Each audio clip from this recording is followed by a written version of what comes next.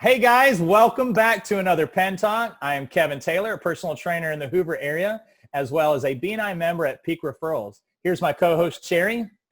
Hi, I'm Sherry Howell, and I'm with Providence Chiropractic, and I'm in the Gateway B&I group in Huntsville. And we are here with Marianne Wyndham and Sam Marcelino. They are both travel agents. Marianne, if you'll go ahead and introduce yourself, please. Sure. My name's Marianne Wyndham, and I own Wyndham Travel and Leisure. I've been a travel advisor for 15 years now, and I belong to the Gateway chapter. Awesome. Sam? Hi, I'm Sam Marcelino. I'm the co-owner along with my wife, Christy, of Wishes Travel here in Birmingham, Alabama, and we are members of the Birmingham's Best chapter. Great, and we are glad that you guys are here. Just want to let all of our viewers know that Marianne and Sam were both nominated to be our speakers today because they're experts in what they do, they're great people to know, and they're just fantastic speakers, okay? So we're going to go ahead and get started. Marianne, the first question is for you.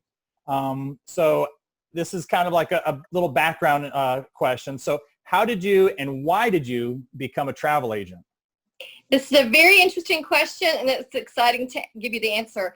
It's been a part of my life for quite a while now. My mom was what we call it in the industry a Pied Piper. She was not a travel advisor. She was a group leader, very organized, and it was amazing to see her work, all of her processes and how she booked, talked to the suppliers and everything else. So I grew up with a mom who was the coordinator of lots of group trips for family and friends. And so that's really was a big part of my life growing up. And I was able to go on several trips with she and my father and these different groups of people. And then when I went to college, there was a woman, I say woman, she was probably 23 or 24, that worked for a travel agency in Birmingham, Alabama, and she took ballet class with us at Birmingham Southern. And so I lived vicariously through her also and knew at one time in my life when I had the opportunity, I was going to open my own agency. Awesome. Cherry? All right, Sam, how did you and why did you become a travel agent? So I became a travel agent, actual in title, about 15 months ago. And that was after a 20-year career in the financial services industry where my job kept me away from home quite a bit. And so when that changed, and I sat here and I kind of looked around at what my options are, continuing in financial services, which was definitely a passion of mine for a long time. I looked around and I realized that I already had the two best jobs that any person could have. I just wasn't spending a lot of time with those, and that was to be a dad and a husband. And when I was gone 4 nights a week, every week for nearly 12 years, it starts to kind of catch up to you. So I started to look around and think, what else could I be doing besides Mr. Mom? And that was realizing that, again, my wife started this business with travel back years ago. And it allowed me then to take the passion that I have for travel and apply it on a daily basis and still be able to be home and be the dad and the husband that I had been dreaming of for the last 12 years. So I've really enjoyed my time. I've learned a lot, and I learned the difficulty of having your wife as your boss. Awesome. Well, Sam, it sounds like you primed your career to be a travel agent. You traveled for your last career, and now you travel for this one. So great. Yeah. This one happens to be a little bit more fun.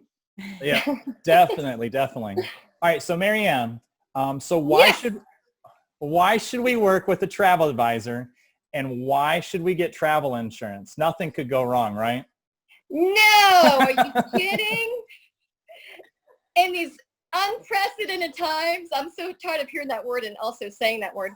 Okay, so using a travel advisor, we are your advocates. And if you hadn't been using one before, then post-pandemic, everybody is looking to an expert that is going to be their advocate. We are actually on the inside of the industry.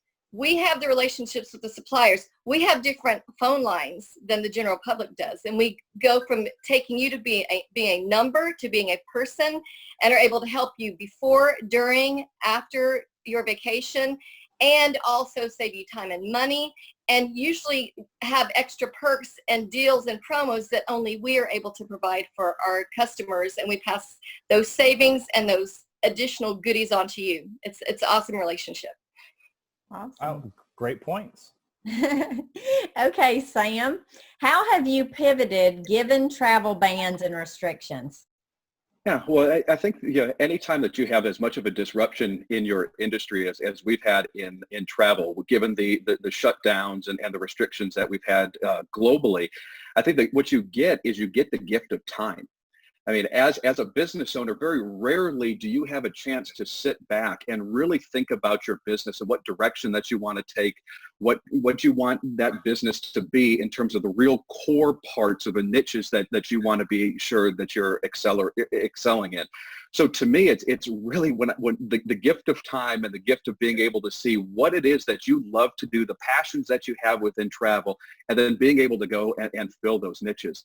So for me, one of the things that I have really have found since March, in an area that I have really fallen in love with, is working through honeymoons. And actually, since March, I've joined a group,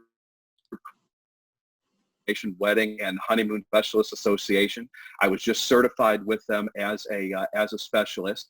And so really that has been one of those areas that I found where, as Marianne was saying, 93% of couples that were planning to get married in 2020 have needed to make some sort of change to their honeymoon, be it their destination or be it their date or going from a big blowout to a mini moon, anything like that. And so the way that I look at it is that's 93% of the people that were getting married this year need the help of a travel agent. And I want to make sure that we position ourselves, and myself specifically, as being the expert in that.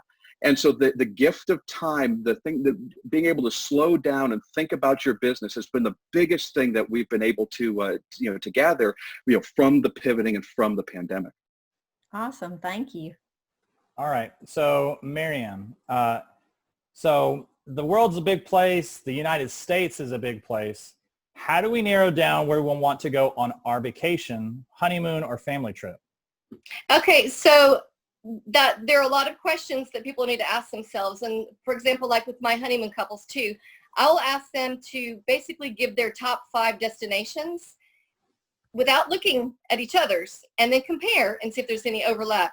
It has a lot to do with budget is one, the time that they have on their hands. If the destination they're going to is 15 hours away and they're going to have to be on a flight that long, they may not have that time. They may have to book in at least 1 or 2 days on each end of the destination, of the time frame that they're going to be traveling. So how much time do they have, and what time of year it is?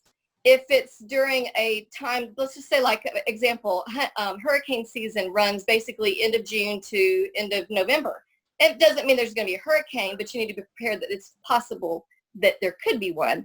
So depending on the destination, what is the weather like in that destination during a time frame that they want to go?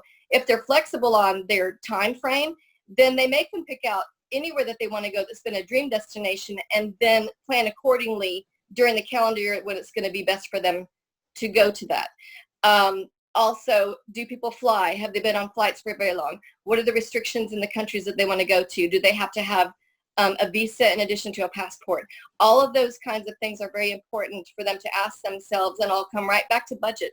It really does make a difference what people have budgeted for their trip, and to also understand that they can pay a little bit as they go along. If they plan way ahead of time, from deposit to final balance, they could take a pretty good long time to pay for it. By the time it's time to go, it's all done. They've checked it off their list a long time ago. So there's so many things to consider as far as that's concerned. Well, good. Thank you. There's a lot of options. I appreciate you helping me figure out where I want to go. All right, Sam, which holiday period seems to be the most typical or common time to travel? Well, just like any other business, the travel business is extremely cyclical, right? So if you think about for the calendar, beginning of the year, there's not much going on. People that that maybe didn't travel or postpone their travel during the busy holiday times, are looking at January and February as being an opportunity to find lower crowds and better pricing. For us, having clients all over the country, we typically have a 2 to 3 week period of time in March where everybody and their brother is going out on spring break, and then there's a lull. Then it gets into the summer travel season of June and July. And then it starts to, again, once Labor Day comes around, starts to decrease a little bit, and then picks up right again in October for the fall break, and then once Thanksgiving on through Christmas. The great thing about being a travel agent is that, there's always, somebody that's looking to go somewhere, and there's always some place to send them. But again, it's just like any other business, it's all cyclical. Thank you. Great. So Marianne, what is the worst scenario that you have helped fix for a client that obviously made it important that they work with you to begin with? So, okay. Yeah. Yes, and two immediately popped into my head. One was several years ago. It was a multi-generational family trip, cruise to Alaska. It was 3 siblings that were in their 70s, their kids, the grandkids, etc. It was a huge, family vacation. Well, they had an additional sibling that was back at home that was not going on the trip. And the morning at 1 o'clock in the morning of the day that they were supposed to fly to Anchorage, the sibling that was at home had to have emergency brain surgery. And so I assisted immediately. Of course, I heard my phone. I wasn't asleep, or I was, and I woke up, that I was able to immediately assist the one sister. They decided amongst themselves that one would stay home and the rest needed to go. And so I was able to immediately assist them. It was very short turnaround assistance for them, and it all worked out. Second one was most recent, during the pandemic. Chile, Santiago, Chile. I had clients in Patagonia. It was an amazing trip. I got them back on the 25th of March, which, that was pretty late because countries were already shutting down their borders. We had 3 flight cancellations. I had a backup flight for them, and I had to go from when Chile shut down their air operations. Then I was able to get them a private car to take them from their last stop to Santiago in order for them to be able to fly home. And so again, we're 24/7, as Sam can reiterate, that we may be on 2 different time zones that are 19 hours apart, but as long as our clients are traveling, we are also mentally traveling with them and kind of know where they are and are wanting to make sure that they're taken care of. And I use WhatsApp quite a bit too, just because we can communicate through those kinds of things too, those channels. And I'm going to go back to the question that you had on insurance that I did not answer. It is absolutely necessary. It has very little to do with whether or not you actually want to go on that trip. It has everything to do with what is not in your control in order to help protect your trip and to protect you while you're traveling. So I cannot stress that enough. And I think people are understanding that even more now, that they're not going to travel without it. So yeah, definitely people are going to get insurance from now on. Oh, yes. Yeah. That was great, Marianne. Okay, Sam, how has networking allowed you to strengthen your core business? Yeah, so networking has done that really in 2 ways, and both of those have resulted in accelerated growth from all of the time and effort that we've been using, as I said earlier, in regards to trying to find those core businesses and the pivoting that we had done. So first off, networking has been huge in terms of building a pipeline and building a team of folks to send referrals to. So really over the last several months, I have been spending a lot of time trying to build my own network of wedding planners, florists, jewelers, bakers, hairdressers, folks that own bridal salons, anybody and anything that can introduce me to brides and couples, to allow me to help them. That has been,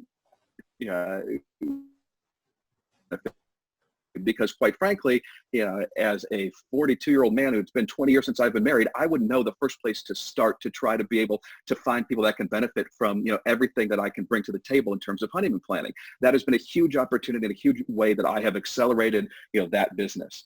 And the second thing is in terms of looking at BNI is the network that we have all over the country to build relationships with other travel agents and other people that are within our business. And I can't tell you, how many friendships that I have built over these last 3, 4, 5 months with other travel agents where we can bounce ideas off of one another. We can compare notes in terms of, suppliers that we have used that didn't come through for us, and we know that we should, not be doing business with them going forward. Excellent. Or how they've pivoted, or that has allowed them to be successful. And being able to build that network and in the backdrop and being a member has been huge. And again, I think that my business would not be where it is today without having those networks that we've been able to build over these last couple of months.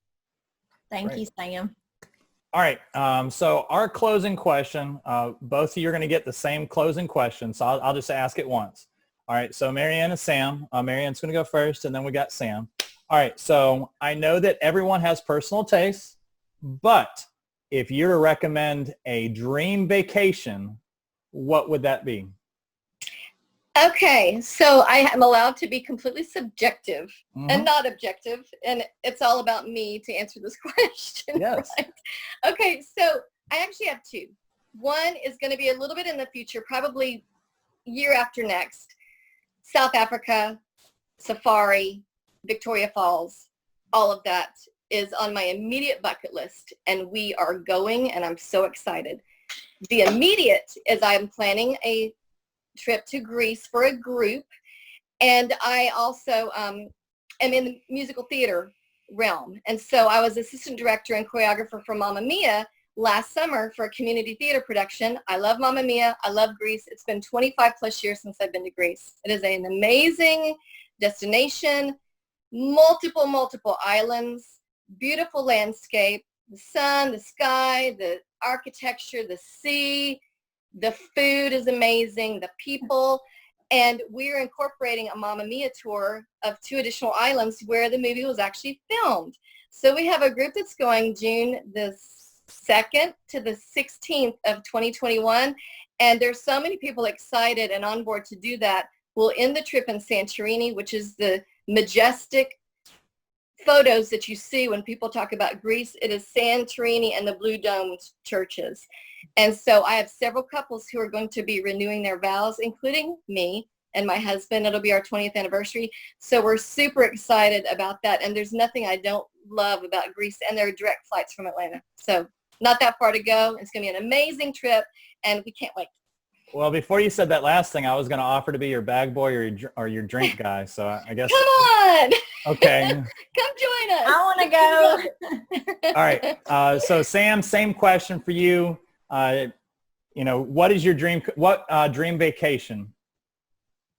Yeah, well, I mean, if I were to look, just in terms of what my dream vacation is, I was supposed to be on that hit next month, which was supposed to be in St. Petersburg, Russia, in addition to Berlin and Estonia, Finland, Sweden. So, that was going to be my